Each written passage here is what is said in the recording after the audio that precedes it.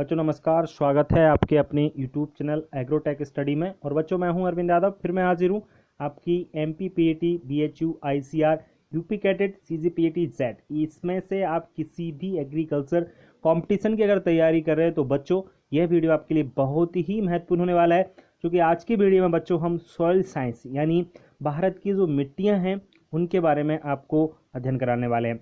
बच्चों कोई भी एग्ज़ाम हो, एग्रीकल्चर का नहीं, मैं तो ये कहता हूँ कोई भी एग्ज़ाम हो आपका इंडिया के किसी भी कोने में, तो आपको भारत की मृदाएं इंडियन सॉइल से 1 से 2 प्रश्न ज़रूर आपको आपके एग्ज़ाम में मिलते हैं। अगर इस वीडियो को आप अंत तक देख लेते हैं तो बच्चों आपको 1 से 2 नंबर पक्के हो जाते हैं। 2 नंबर तो आपको पक्के हो ही जाते हैं अगर आपको अच्छी प्रकार से समझ में सब चीज़ें आ जाती हैं। तो बच्चों बिल्कुल देर न करते हुए हम इस वीडियो की शुरुआत कर लेते हैं। सबसे पहले हम थोड़ा जनरल बात करते हैं। वैज्ञानिक आधार पर मृदा का जब वर्गीकरण किया गया तो सर्वप्रथम मृदाओं का वर्गीकरण एक वैज्ञानिक थे रूस के, जिनका नाम था डोकुचेव। इन्होंने सबसे पहले मृदा का क्लासिफिकेशन किया था, इसीलिए सॉइल साइंस का पिता भी डोकुचेव को ही कहा जाता है। बच्चों इसके बाद सन 1927 की बात है कि CP मार्बन एक साइंटिस्ट थे, इन्होंने इसको संशोधित रूप प्रस्तुत किया था। जो डोकुचेव ने वर्गीकरण किया उसमें ही संशोधन करके फिर मार्बन ने भी इसको प्रस्तुत कर दिया था।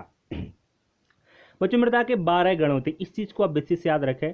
मृदा को 12 गण में बांटा गया है, जैसे मैं 1-2 बता देता हूँ। एंटीसोल, वर्टीसोल, इंसेप्टिसोल, अल्फीसोल, ऑक्सीसोल, इस तरीके से आपके 12 गण होते हैं। कितने गण होते हैं? 12 गण में है आपके वैज्ञानिकों ने मृदा को बांटा है।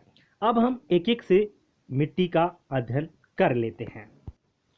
तो सबसे पहले हम बात करते हैं बच्चों नंबर 1 जलोढ़ मृदा की, यानी एलुवियल सॉइल की।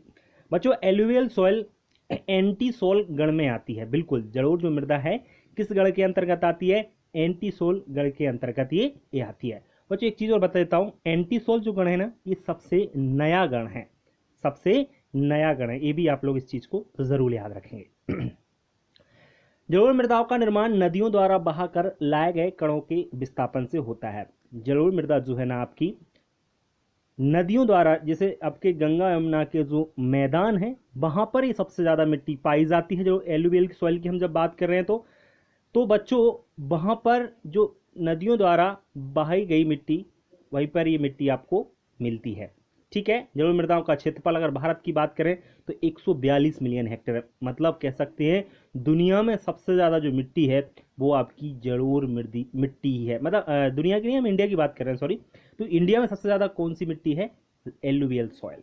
ठीक है ना, कितनी है? 142 मिलियन हेक्टेयर है। क्लियर। जलोढ़ मृदा में कोई भी संस्तर नहीं पाया था। बच्चों एक चीज़ बता देता हूँ, मृदा में 4 से 4 संस्तर होते हैं जो, तो इसमें कोई भी संस्तर नहीं पाया जाता, हॉरिजन कोई भी नहीं होता, इसलिए इसे संस्तर विहीन मृदा कहा जाता है।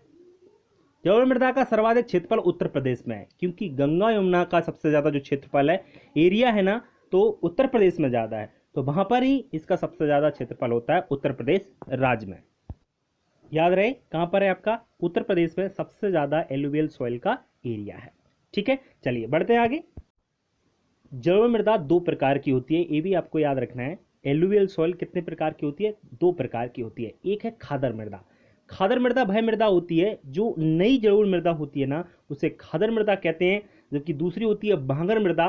पुरानी एलुवियल सॉइल को भांगर मृदा के नाम से जाना जाता है। तो दोनों प्रकार आप अच्छी प्रकार से याद रखें, पुरानी और नई। नई वाली खादर है और पुरानी वाली भांगर है, ये जरूर आप लोग याद रखें, भूलना नहीं है। दूसरी बात करते हैं हम काली मिट्टी की, ब्लैक सॉइल। बच्चों काली मिट्टी वर्टीसोल गण के अंतर्गत आती है, और वर्टीसोल सबसे बड़ा गण है, ये आप लोग याद रखें। सबसे बड़ा गण कौन सा है? वर्टीसोल है, और इसी के अंतर्गत काली मिट्टी आती है। काली मिट्टी सर्वाधिक महाराष्ट्र में और सेकंड नंबर पर मध्य प्रदेश में पाई जाती है। सबसे ज़्यादा कहाँ पाई जाती है काली मिट्टी?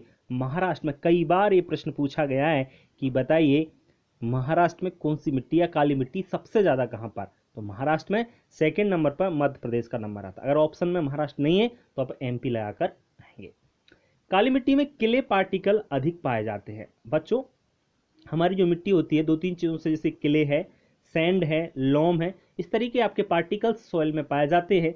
तो जो काली मिट्टी है ना, इसमें किले पार्टिकल्स, इस पार्टिकल्स के बारे में मैं आगे नेक्स्ट वीडियो में बता दूंगा आपको। यहाँ पर सिर्फ इतना जान लीजिए आप लोग कि काली मिट्टी में किले पार्टिकल्स अधिक पाए जाते हैं, जिनमें कि पोर स्पेस अधिक होता है। इसीलिए तो ज़्यादा समय तक गीली बनी रहती है मिट्टी, क्योंकि इसमें पोर स्पेस अधिक होता है किले में, तो मॉइस्चर को ये अधिक समय तक अपने अंदर अवशोषित करके रखती है, एब्जॉर्ब करके रखती है, इसीलिए मिट्टी अधिक समय तक ये गीली बनी रहती है। जलोढ़ मृदा के बाद काली मिट्टी का ही स्थान आता है। जी हाँ बच्चों, इसका एरिया की बात करूँ तो 55 मिलियन, मैंने लिखा तो नहीं फिर भी बता रहा हूँ आपको, ये आप लोग लिख लेना अगर नोट्स बना रहे हो तो, 55 मिलियन हेक्टेयर क्षेत्र पर हमारे इंडिया में काली मिट्टी पाई जाती है। जलोढ़ के बाद इसी का नंबर आता है।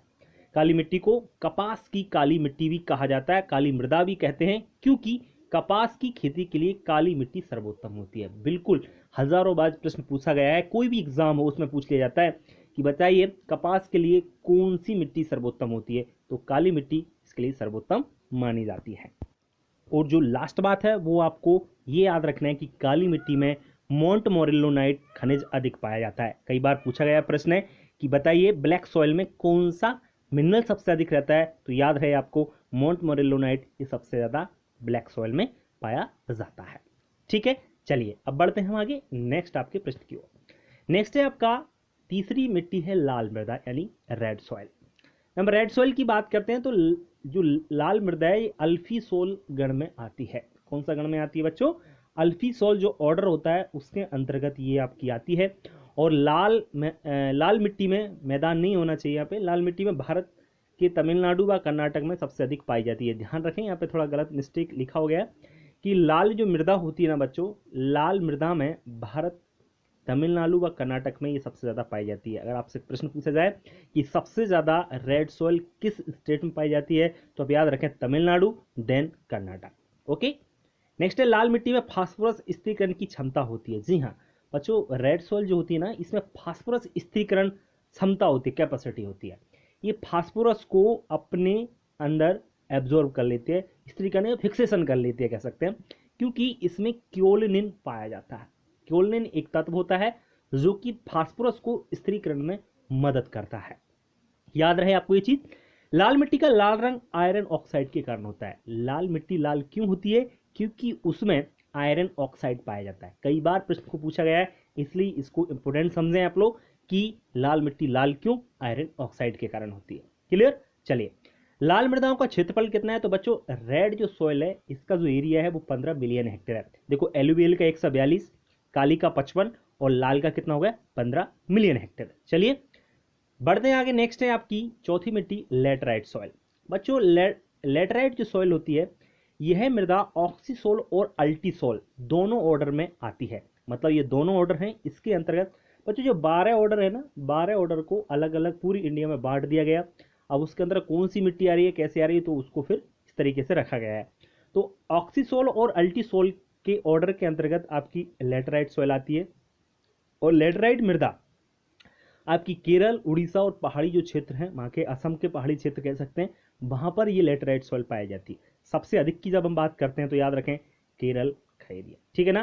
केरल कर्नाटक के राज्यों में भी ये मिलती है आपकी, तो ध्यान रहे आपको लेटराइट सॉइल सबसे अधिक केरल कर्नाटक में पाई जाती है। लेटराइट मृदा का निर्माण भारी वर्षा तथा हाई टेम्परेचर से होता है। ये भी याद रखें कि जो लेटराइट सॉइल कैसे बनती है?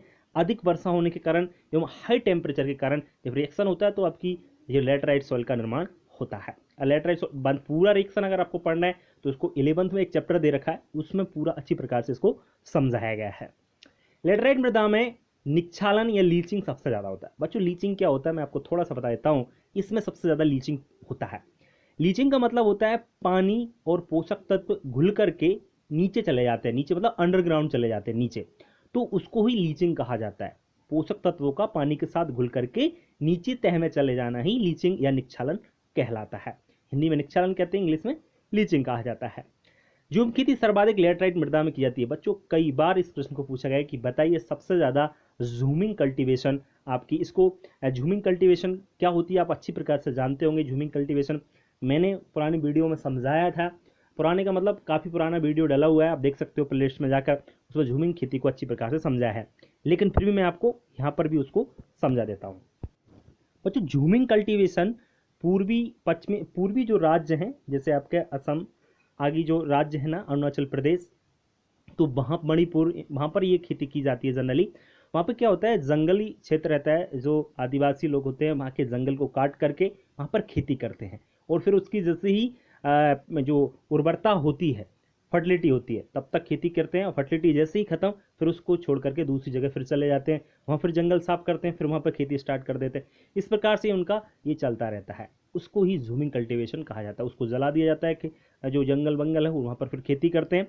इसी तरीके से उनका चलता रहता है, जंगल काटे, खेती करे, फिर वहाँ छोड़ा, उसकी फर्टिलिटी खत्म, फिर और कहीं, इसी प्रकार से चलता रहता है।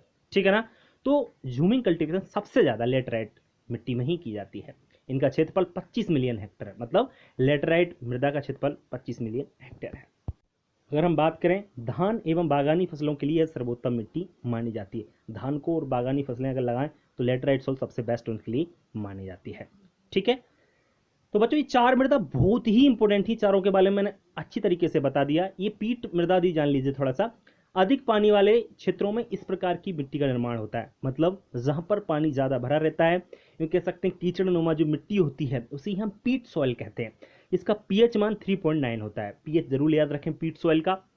बच्चों मक मृदा कौन सी होती है, इसमें कार्बनिक पदार्थ अधिक पाया जाता है। ऐसी मिट्टी जिसमें कार्बनिक पदार्थ की मात्रा अधिक। कार्बनिक पदार्थ क्या होता है, सब जानते होंगे कि जो पेड़ पौधे आदि सड़ गल जाते हैं, सड़ गल करके कार्बनिक पदार्थ बनाते हैं, वही कार्बनिक पदार्थ कहलाता है, सब जानते हैं जनरली।